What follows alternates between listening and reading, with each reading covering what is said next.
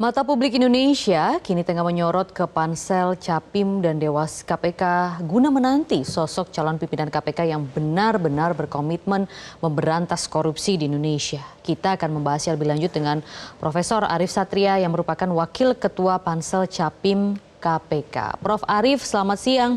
Terima kasih atas waktunya di Metro Siang. Prof, mungkin kami ingin tahu kira-kira Pansel ini bisa tidak menjamin menemukan sosok yang tepat dari pendaftar yang jumlahnya pada tahun ini turun drastis untuk memperbaiki marwah KPK saat ini? Baik, terima kasih Mbak Maria. Kalau dari sisi jumlah nampaknya tidak turun Mbak ya. Jadi kalau tahun lalu 376, sekarang ada 525. Kalau dulu tidak ada Dewas, sekarang ada Dewas. Jadi memang terbagi menjadi 318 orang Capim KPK dan 207 orang untuk calon Dewas. Nah tentu kami memiliki tugas yang sangat berat ya untuk bisa memperkuat marwah KPK sebagai lembaga yang sangat penting dalam proses mengawal kemajuan bangsa ini. Dan salah satu kuncinya adalah bagaimana menghasilkan komisioner, pimpinan KPK dan Dewas KPK yang kredibel, yang bisa seperti kriteria sebagaimana dalam undang-undang, yaitu yang jujur, cakap, ya, kemudian memiliki rekam jejak yang baik dan memiliki reputasi yang baik. Jadi di sini ada tiga kata kunci: integritas, kapabilitas, dan akseptabilitas. Tiga kata kunci inilah menjadi salah satu acuan kita dalam melihat para calon ini. Jadi tentu integritas dilihat dari berbagai aspek ya, dan termasuk dalamnya adalah bagaimana rekam jejak yang akan kami lakukan. Rekam jejak ini kami akan melibatkan berbagai instansi, dan pada saat yang sama kami juga mengundang partisipasi dari masyarakat untuk memberikan tanggapan, masukan ya kepada kami, kepada calon-calon yang nanti akan kami umumkan. Jadi saat ini sedang proses seleksi administrasi hingga tanggal 22 nanti, sehingga pada tanggal 24 akan kami umumkan. Oke, pada tanggal 24 itu diumumkan ada berapa nama calon dan nanti proses mekanisme penyaringannya seperti apa, Prof. Arief?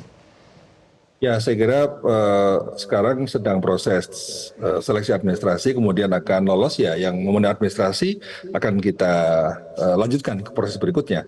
Jadi pada tataran lolos administrasi tidak ada batasan ya berapa jumlah yang akan diloloskan, akan tapi yang lengkap ya kalau misalnya 100% lolos ya lolos semua. Kemudian akan dilanjutkan dengan tes tertulis ya terkait dengan soal wawasan, pengetahuan ya terkait dengan soal pemberantasan korupsi ini, dan kemudian baru dilanjutkan dengan tahap-tahap yang selanjutnya. Baik, Prof. Arief, sejauh ini bagaimana pendaftar dan juga sosok-sosok yang sudah masuk? Kita tahu ya ada misalnya seperti Sudirman Said yang mendaftar, kemudian Wakil Ketua KPK saat ini juga mendaftar seperti Nurul Gufron dan juga Johanis Tanak. Terus beberapa jaksa juga ikut mendaftar. Nah, bagaimana Prof. Arief dan juga Pansel ini bisa melihat rekam jejak para pendaftar Capim dan Dewas KPK ini?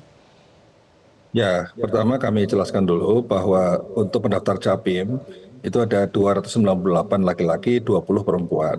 Untuk Cadewas 207 orang, komposisinya 184 laki-laki, ada 23 perempuan. Artinya perempuan di atas 40 yang mendaftar. Ini juga suatu hal yang saya kira sangat penting untuk diperhatikan.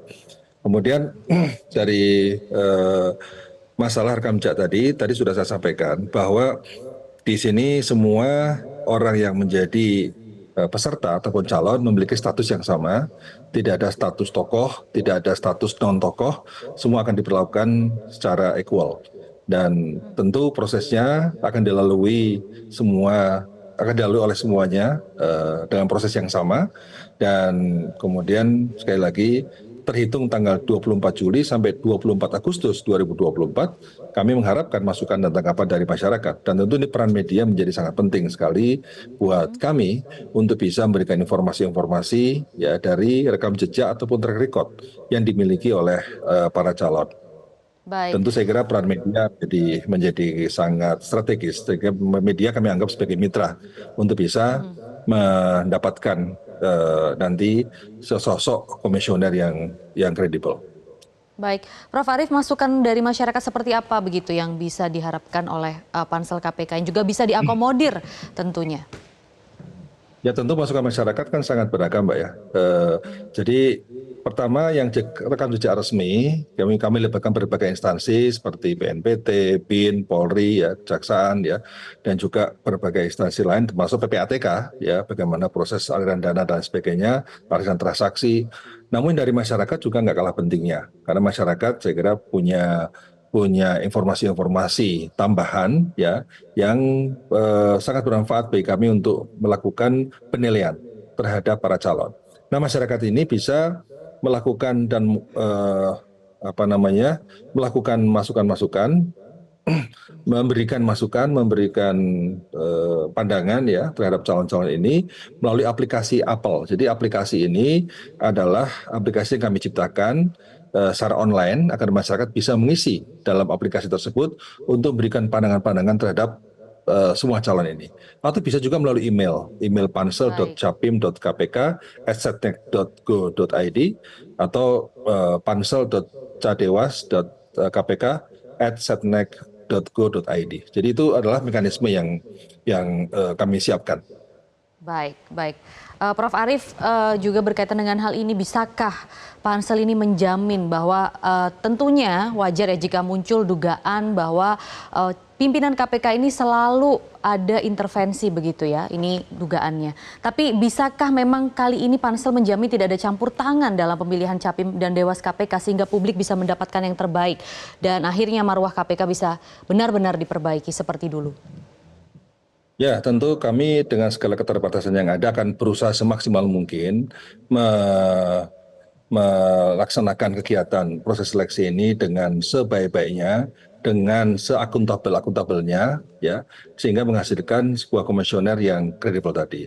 Dan tentu kami sekali lagi butuh dukungan dari media, dari masyarakat, dan semua pihak agar proses seleksi ini benar-benar bisa berjalan secara independen dan juga yang penting adalah proses yang transparan dan akuntabel serta hasil yang sosok yang kredibel tadi. Jadi saya sekali lagi terkait dengan hal ini support dari masyarakat ini menjadi sangat sangat penting sekali buat kami untuk bisa menghasilkan sosok yang kredibel tadi. Jelajahi cara baru mendapatkan informasi. Download Metro TV Extend sekarang.